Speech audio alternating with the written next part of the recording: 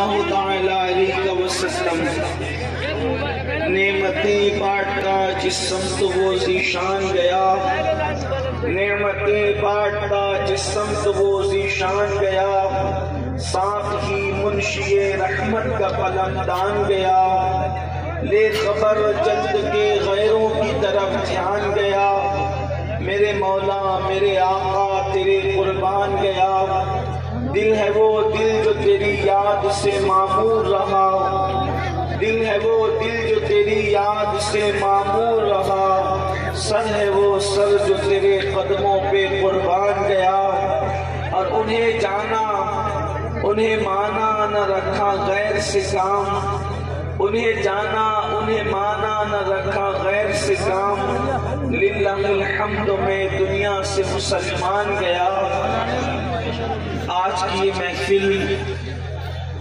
آپ کے اس علاقے میں اصلاح عقائد و اعمال کے حوالے سے انعقاد پذیر ہے، اور تقریباً 12:15 بجے میری ٹرین بھی ہے اور مجھے اس سے بہت پہلے اسٹیشن پہنچنا چاہیے،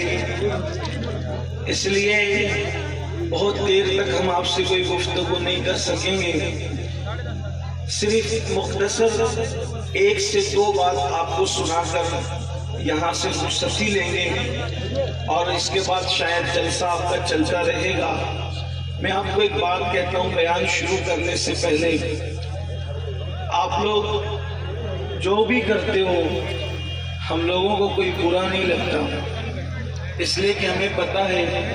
آپ جو کرتے ہو محبت کی وجہ سے کرتے ہو، لیکن اگر آپ محبت میں حد سے تجاوز کر جائیں تو آپ کا بھی نقصان ہے، ہمارا بھی نقصان ہے، اور جلسے والوں سے پوچھیں، مقرر کے لیے اور سننے والوں کے لیے جلسہ چند گھنٹے کا ہوتا ہے،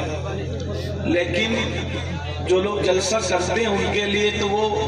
کئی دنوں کا ہوتا ہے۔ ایک بار درود شریف پڑھیں۔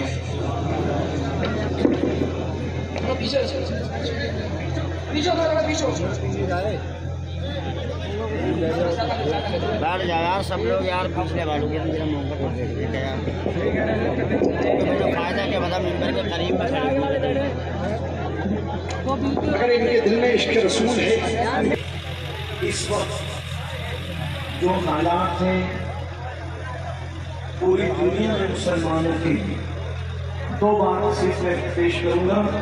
اور 2 بات پیش کر کے اپنی بات ختم کر دوں گا۔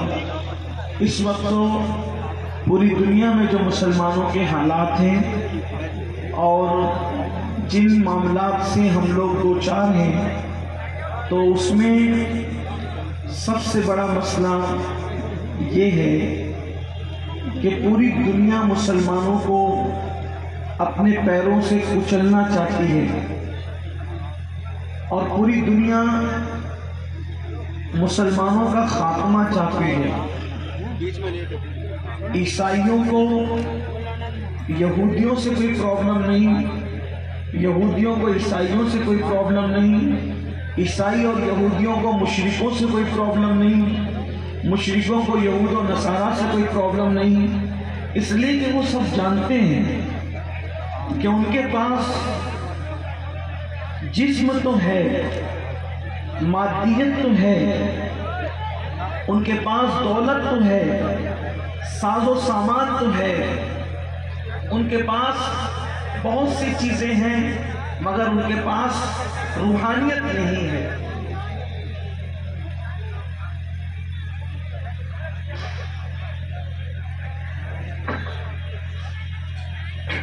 معاف کیجیے گا، ان کے پاس روحانیت نہیں ہے، اور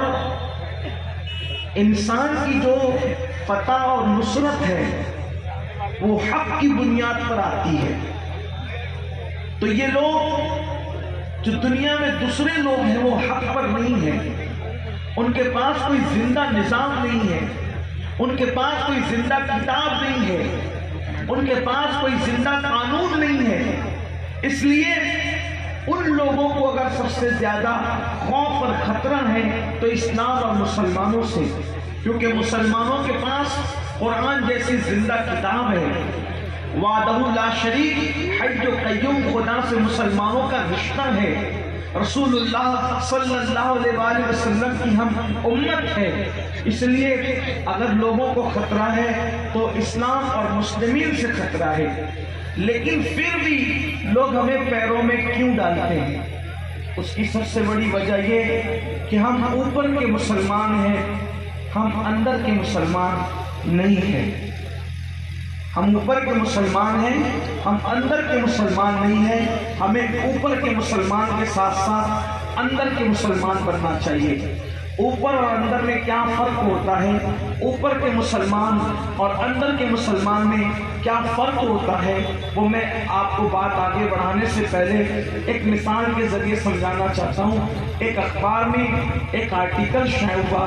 جو بڑا عبرتناک تھا، اور اس آرٹیکل کا عنوان تھا کہ ایک دیہاتی ایک بہت بڑے شہر میں جاتا ہے، یوں سمجھ لے کہ جیسے کسی دیہات کا آدمی ممبئی کی سرزمین پر، ممبئی عظمیٰ کی سرزمین پر یا دلی کی سرزمین پر جاتا ہے۔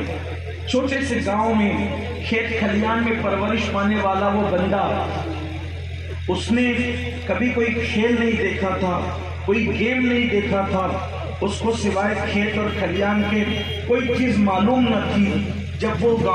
گاؤں سے نکل کر، ایک بہت چھوٹے سے دیہات سے نکل کر جب وہ بہت بڑے شہر میں پہنچا تو اس نے دیکھا کہ کچھ لوگ بھیڑ لگائے ہوئے کھڑے ہیں، اور بھیڑ لگا کر کے کھڑے ہیں، اور کچھ لوگ ہیں جو ایک بہت خوبصورت سے گیند کو اپنے میدان میں رکھ کر اس کو لات سے مار رہے ہیں۔ دو ٹیم ہے، ادھر کی بھی ٹیم اس کو مارتی ہے اور ادھر کی بھی ٹیم اس کو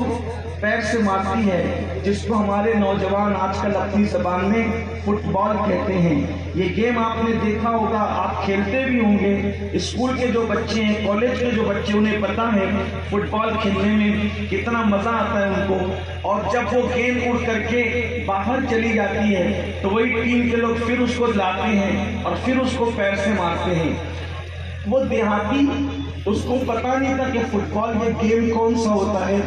وہ حیران پریشان، اتنا خوبصورت، اتنا قیمتی آخر یہ گیند ہے اور لوگ اس کو لات سے مارتے ہیں، اور اچھا جو تماشائی بنے ہیں وہ اس پر تالیاں ہی بجا رہے ہیں، کوئی احتجاج ہی نہیں کرتا کہ اس کو نہ مارو، سب مار رہے ہیں، دونوں ٹیم مل کے مار رہی ہیں، لوگ اس کی تائید میں جو ہے وہ تالیاں بھی بجا رہے ہیں۔ ایسے ہی اس کے دماغ میں نہیں آئی کوئی بات کہ ضعیف سے آدمی جو بہت بڑے دانشور اور ہوشیار تھے،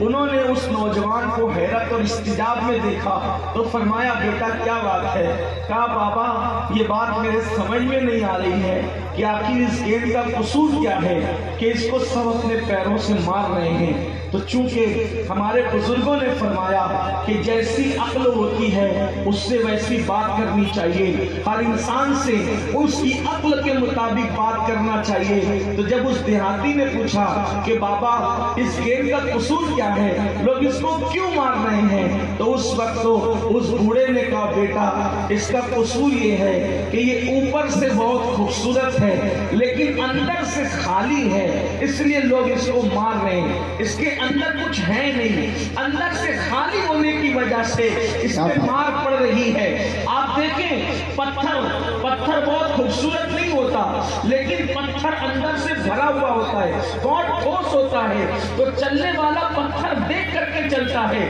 اس لیے کہ اگر پتھر سے کسی کا پیر ٹکرا جائے تو اس کا پیر زخمی ہو جائے گا، لیکن چونکہ گیند اندر سے خالی ہے اس لیے لوگ اس کو مار رہے ہیں۔ بس یہی بات اس آرٹیکل لکھنے والے جو ہے وہ محرر نے یہ پیغام دینے کی کوشش کی کہ لوگوں، گیند اوپر سے خوبصورت تھی لیکن اندر سے خالی تھی، اس لیے لوگ اس کو پیر سے مار رہے تھے، اور آج پوری دنیا جو مسلمانوں کو مار رہی ہے، اور تمہارے مارے جانے پر نہ کوئی تمہاری تائید کرتا ہے، نہ کوئی تمہارا جو ہے وہ ساتھ دیتا ہے، بلکہ اللہ اکبر، لوگ مارنے والوں کی داد کو داد دیتے ہیں، تالیاں پیٹتے ہیں، ان کی حوصلہ افزائی کرتے ہیں، تو ہم کیوں پٹ رہے ہیں؟ اس لیے کہ ہم اوپر سے تو خوبصورت ہے لیکن اندر سے سے خالی ہے، ہمارا دل عشق مصطفیٰ سے خالی، ہمارا دل اللہ کی خشیت سے خالی، ہمارا دل